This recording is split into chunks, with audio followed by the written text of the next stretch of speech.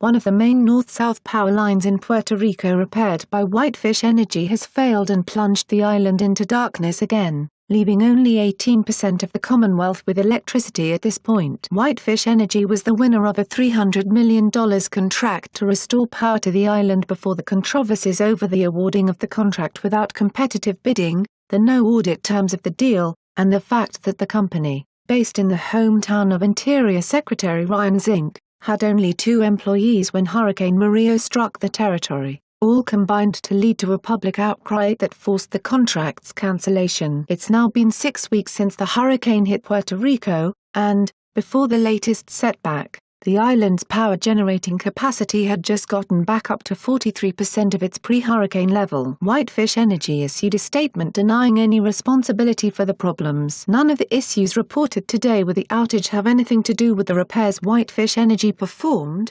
spokesperson Brandon Smulian told BuzzFeed News. The Puerto Rico Electric Power Authority, PREPA, said that the capital of San Juan and the surrounding suburbs were most affected by the new outage and that the cause of the failure was a mechanical issue. The power failure ironically also affected the power at the Federal Emergency Command Center. The fragility of the power grid in Puerto Rico has hampered efforts to restore basic services to the citizens of Puerto Rico who have been suffering from power and water issues since the catastrophe. The Trump administration and FEMA have faced criticism that they have treated the victims of the disaster on the island with less urgency and fewer resources than were dedicated to the victims of the storms that struck Texas and Florida immediately prior to Hurricane Maria hit Puerto Rico. While Puerto Rico is a territory of the United States, rather than a state, all of its native-born inhabitants are citizens of the U.S. The Commonwealth sends a non-voting representative to Congress, and its citizens cannot vote in presidential elections. This lack of representation is credited by many as the reason that federal disaster relief efforts have been less extensive than those on the mainland. The local government's debt issues have also played a role,